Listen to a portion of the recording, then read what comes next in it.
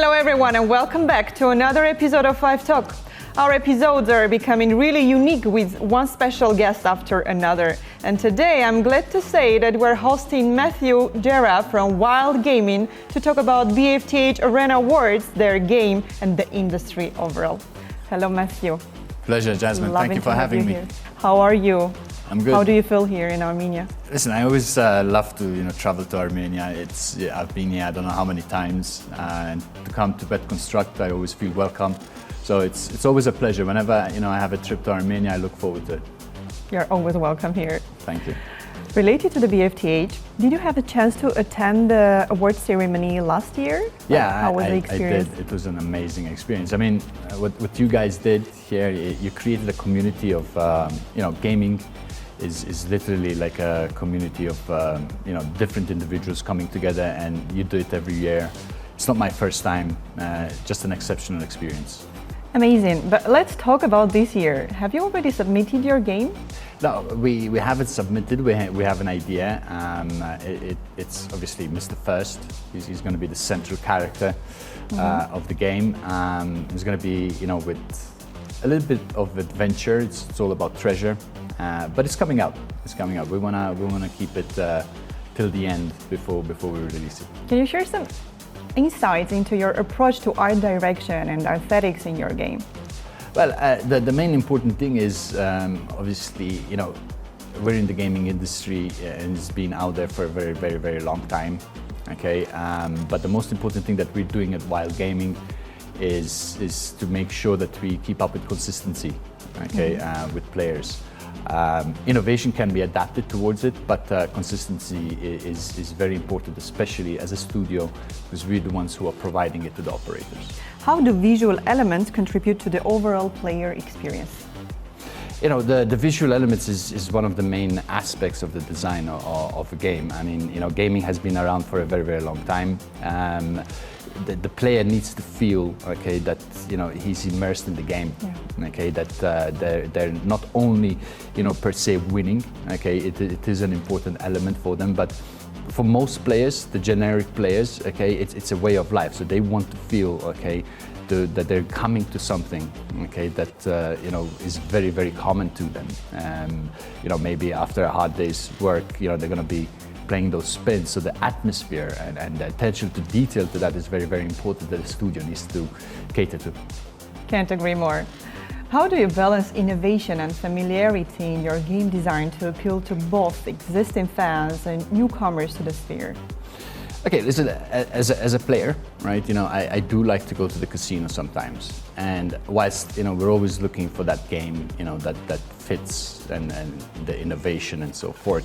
What I truly believe innovation nowadays, especially in slots, because we're a slot studio, there's not much innovation. But it doesn't really matter, in my opinion, because for what's important as a player, in my perspective, to have consistency, and an environment that I'm used to.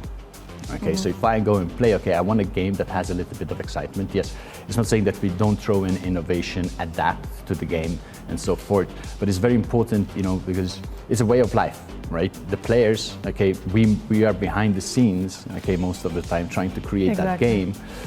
But we do need to understand, from a player's perspective. So the consistency and the environment, if I feel safe as a player, I do want that innovation, I do want that convenience, but as long as I trust the game, and the studio, I'm going to go back to it again.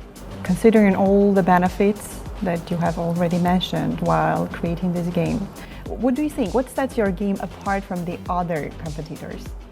I don't think that there's. If you consider anyone a competitor. Yeah, I mean, I don't consider anybody, is just intervene there as a competitor. Even if there's a lot of studios out there that say, we're building these type of games, but if you really go into the math and if you really go into it's a manipulation of something that was already out there, or an existing game that was within the studio and adapted. When it comes to Wildgaming, what we're focused, again, very, very important, is because we're the byproduct of the product. The casino is the product for the player. So we're building the games to make sure that the operators feel comfortable okay, to make sure that the players keep on coming back, because that is their bread and butter. So consistency for this year, at least for Wildgaming, is very, very important to safeguard the reputation, and also for the operators. We're very, very much client focused.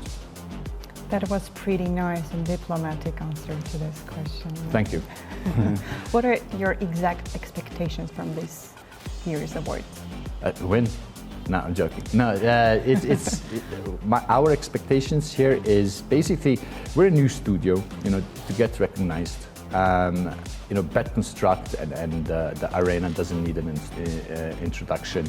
It's always a pleasure. We're privileged to come here and basically just have some fun.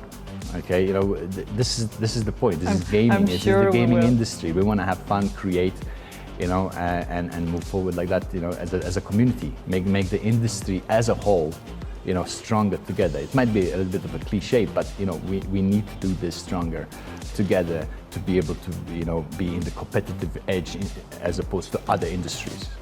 Okay, so instead of going to Netflix, people are going to play a game. Lastly, any advice to aspiring game developers and entrepreneurs looking to break into the industry?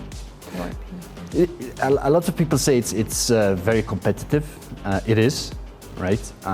It's very important to choose the right partners. I've been very lucky to choose the right partners to work with, because it's so saturated. Okay, there's still chance, and there's a lot of chance, especially if you have these. In my view, as a studio, okay, I'm not talking about as a casino or a platform, but a studio, they need 4 quadrants in my view. The compliance, aptitude. If you don't have the reach worldwide, it's going to be a little bit of a challenge, okay, to get your brand recognized.